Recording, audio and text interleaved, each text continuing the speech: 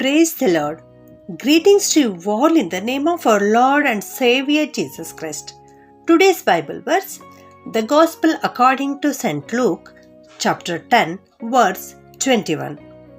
Father, Lord of heaven and earth, I thank you because you have shown to the unlearned what you have hidden from the wise and learned. ಲೂಕನು ಬರೆದ ಸುವಾರ್ತೆ 10ನೇ ಅಧ್ಯಾಯ 21ನೇ ವಚನ. ತಂದೆಯೇ, ಪರಲೋಕ ಭೂಲೋಕಗಳ ಒಡೆಯನೇ, ನೀನು ಜ್ಞಾನಿಗಳಿಗೂ ಬುದ್ಧಿವಂತರಿಗೂ ಈ ಮಾತುಗಳನ್ನು ಮರೆಮಾಡಿ ಬಾಲಕರಿಗೆ ಪ್ರಕಟ ಮಾಡಿದ್ದಿ ಎಂದು ನಿನ್ನನ್ನು ಕೊಂಡಾಡುತ್ತೇನೆ. ಈ ಮಾತನ್ನು ಯೇಸು ಸ್ವಾಮಿಯವರು ಹೇಳ್ತಾ ಇದ್ದಾರೆ.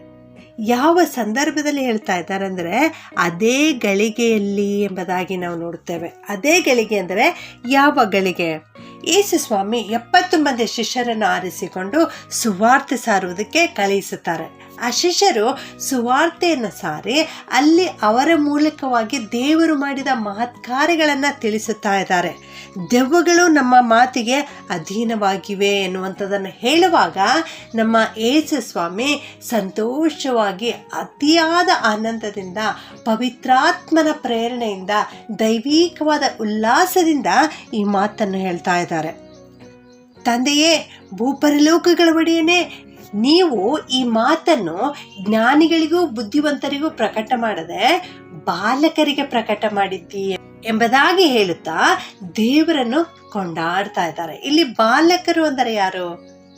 ನಿಜವಾಗಿ ಬಾಲಕರಲ್ಲ, ಆದರೆ ಮುಗ್ಧ ಮನಸ್ಸುಳ್ಳವರು, ಬಾಲಕರಂತಹ ಮನಸ್ಸುಳ್ಳವರು, ನಿಷ್ಕಲ್ಮಶವಾದಂತಹ ಹೃದಯವುಳ್ಳವರಿಗೆ, ಅಂದರೆ ಏನೂ ಅರಿಯದೇ ಇರುವಂಥವರು, ಅವಿದ್ಯಾವಂತರು, ಬೆಸ್ತರು ಆಗಿರುವಂಥ ಶಿಷ್ಯರಿಗೆ ಈ ಮಾತನ್ನು ನೀನು ಪ್ರಕಟ ಮಾಡಿದೆಯಲ್ಲ ದೇವರೇ ಎಂಬುದಾಗಿ ಯೇಸು ಸ್ವಾಮಿ ತಂದೆಯಾದ ದೇವರನ್ನು ಕೊಂಡಾಡ್ತಾ ಇದ್ದಾರೆ. ಪ್ರಿಯರೇ, ಹೌದು, ಇಲ್ಲಿ ಜ್ಞಾನಿಗಳು ಬುದ್ಧಿವಂತರು ಏನು ಮಾಡ್ತಾರೆ ಅಂದರೆ ಅವರು ತಮ್ಮ ಸ್ವಂತ ಜ್ಞಾನವನ್ನು ಆಧಾರ ಮಾಡಿಕೊಳ್ಳುತ್ತಾರೆ.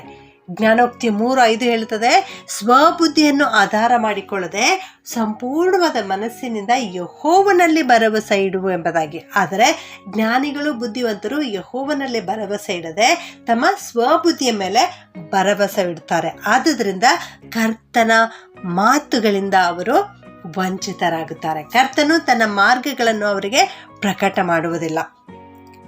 ಕೀರ್ತನೆ 8:2 ನಾವು ನೋಡ್ತೇವೆ, ಬಾಲಕರ ಬಾಯಿಯಿಂದ ಬಲವಾದ ಸಾಕ್ಷಿ ಉಂಟಾಗುವಂತೆ ದೇವರು ಮಾಡ್ತಾರೆ ಎಂಬುದಾಗಿ.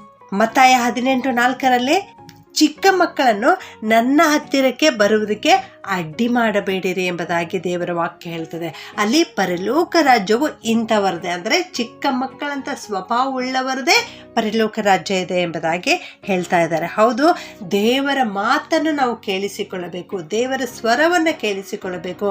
ದೇವರು ತನ್ನ ಮಾರ್ಗವನ್ನು ನಮಗೆ ಪ್ರಕಟ ಮಾಡಬೇಕಂದ್ರೆ ಮೊದಲನೆಯದಾಗಿ ನಮ್ಮ ಹೃದಯ ನಿಷ್ಕಲ್ಮಶವಾದ ಹೃದಯ ಇರಬೇಕು. ನಿಷ್ಕಪಟವಾದ ಹೃದಯ ಬಹಳ ಅವಶ್ಯವಾಗಿದೆ ಪ್ರಿಯರೇ. ಇಬ್ರಿಯ 12:15 ಪರಿಶುದ್ಧತೆ ಇಲ್ಲದೆ ಯಾವನೂ ಕರ್ತನನ್ನು ಕಾಣುವುದಿಲ್ಲ ಎಂಬುದಾಗಿ ಹೇಳ್ತದೆ. ಹೌದು, ನಾವು ಪರಿಶುದ್ಧರಾಗಿ ಜೀವಿಸುವಾಗ ಕರ್ತನನ್ನು ಕಾಣಲಿಕ್ಕೆ ಸಾಧ್ಯ, ಕರ್ತನ ಮಾತನ್ನು ಕೇಳಿಸಿಕೊಳ್ಳಲಿಕ್ಕೆ ಸಾಧ್ಯ. ಮತ್ತಾಯ 5:8 ಹೇಳುತ್ತದೆ, ನಿರ್ಮಲ ಚಿತ್ತರು ಧನ್ಯರು, ಅವರು ದೇವರನ್ನು ಕಾಣುವರು ಎಂಬುದಾಗಿ. ನಿರ್ಮಲವಾದ ಮನಸ್ಸುಳ್ಳವರಾಗಿ, ನಿಷ್ಕಲ್ಮಶವಾದ ಹೃದಯವುಳ್ಳವರಾಗಿರುವಾಗ ಕರ್ತನನ್ನು ನೋಡಲಿಕ್ಕೆ ಸಾಧ್ಯ. ಎರಡನೆಯದಾಗಿ, ಕರ್ತನ ಸ್ವರ ಕೇಳಿಸಿಕೊಳ್ಳಬೇಕಾದ್ರೆ ನಮ್ಮಲ್ಲಿ ತಾಳ್ಮೆ ಅಗತ್ಯ. 1 ಸಮುವೇಲ 3:9 ದೇವರ ವಾಕ್ಯ ಈ ರೀತಿ ಹೇಳುತ್ತದೆ, ಪುಟ್ಟ ಬಾಲಕನಾದ ಸಮುವೇಲನು ತಾಳ್ಮೆಯಿಂದ ಕಾದಿದ್ದನು ಎಂಬುದಾಗಿ. 3 ಸಾರಿ ಯಾರೋ ಕರೆಯುತ್ತಾರೆ, ಅವನಿಗೆ ಗೊತ್ತೇ ಇಲ್ಲ, ರಾತ್ರಿ ವೇಳೆ ನಿದ್ದೆ ಮಾಡ್ತಾ ಇದ್ದಾನೆ. ಆದಾಗ್ಯೂ ಕೂಡ ಅವನು ತಾಳ್ಮೆಯಿಂದ 3 ಸಾರಿಯೂ ಕೂಡ ಯಾಜಕನಾದ ಏಲಿಯ ಹತ್ತಿರ ಹೋಗುತ್ತಾನೆ.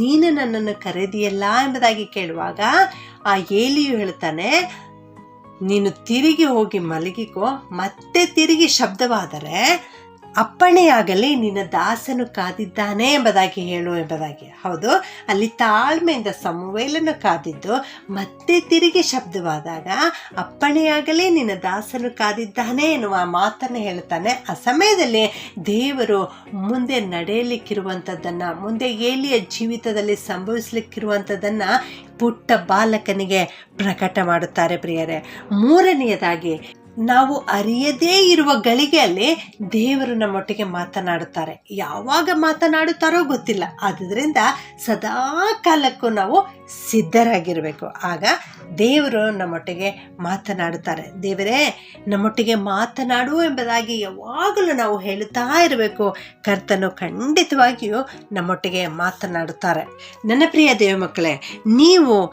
ಕರ್ತನ ಸ್ವರವನ್ನು ಕೇಳಿಸಿಕೊಳ್ಳಲಿಕ್ಕೆ ಸಿದ್ಧವಾಗಿರುವುದಾದರೆ ಖಂಡಿತವಾಗಿಯೂ ದೇವರು ನಿಮ್ಮೊಟ್ಟಿಗೆ ಮಾತನಾಡಲಿಕ್ಕೆ ಸಿದ್ಧರಾಗಿದ್ದಾರೆ. ಪ್ರಾರ್ಥನೆ ಮಾಡಿಕೊಳ್ಳೋಣ. ಪರಿಶುದ್ಧನಾದ ನಮ್ಮ ಪರಲೋಕದ ತಂದೆಯೇ, ನಿನಗೆ ಸ್ತೋತ್ರಪ್ಪ. ಭೂಪರಲೋಕಗಳ ಒಡೆಯನೇ, ನಿಮ್ಮನ್ನು ಕೊಂಡಾಡುತ್ತೇವೆ ಕರ್ತನೆ. ನೀವು ನಿಮ್ಮ ಮಾತುಗಳನ್ನು ಜ್ಞಾನಿಗಳಿಗೂ ಬುದ್ಧಿವಂತರಿಗೂ ಪ್ರಕಟ ಮಾಡದೆ ಬಾಲಕರಿಗೆ ಪ್ರಕಟ ಮಾಡಿದ್ದೀಯಲ್ಲಪ್ಪ, ಅದಕ್ಕಾಗಿ ನಿಮ್ಮನ್ನು ಕೊಂಡಾಡುತ್ತೇವೆ ಸ್ವಾಮಿ. ನಾವು ಕೂಡ ಬಾಲಕರಂತಹ ಮುಗ್ಧ ಮನಸ್ಸುಳ್ಳವರಾಗಿ ಸಂಪೂರ್ಣವಾದ ಭರವಸೆ ನಿನ್ನ ಮೇಲೆಯೇ ಇಟ್ಟು ಜೀವಿಸಲಿಕ್ಕೆ ಸಹಾಯ ಮಾಡು ಕರ್ತನೆ. ನಾವೆಲ್ಲರೂ ಕೂಡ ನಿನ್ನ ಮಾತನ್ನು ಕೇಳಿಸಿಕೊಳ್ಳಲಿಕ್ಕೆ ಸಿದ್ಧರಾಗಿದ್ದೇವೆ ದೇವ. ಆಶೀರ್ವಾದ ಮಾಡು ಸ್ವಾಮಿ. ನೀನು ನಮ್ಮೊಟ್ಟಿಗೆ ಮಾತನಾಡು ದೇವ. ಬಾಯಾರಿದ ಜಿಂಕೆಯು ನೀರಿನ ತೊರೆಗಳನ್ನು ಹೇಗೋ ಹಾಗೆಯೇ ನಾವು ನಿನಗಾಗಿ ಹಾತೊರೆಯುತ್ತಾ ಇದ್ದೇವೆ ಸ್ವಾಮಿ. ನೀನು ನಮ್ಮೊಟ್ಟಿಗೆ ಮಾತನಾಡು ದೇವರೇ. ನಿಮ್ಮ ಧರ್ಮಶಾಸ್ತ್ರದ ಗೂಢಾರ್ಥಗಳನ್ನು ತಿಳಿಸಿಕೊಡು ಸ್ವಾಮಿ. ಸತ್ಯವೇದದ ವಾಕ್ಯಗಳನ್ನು ಓದಲಿಕ್ಕೆ ನಮಗೆ ಜ್ಞಾನ ವಿವೇಕ ಕೊಡು ಸ್ವಾಮಿ. ನಮ್ಮ ಕಣ್ಣುಗಳನ್ನು ತೆರೆದೇವ.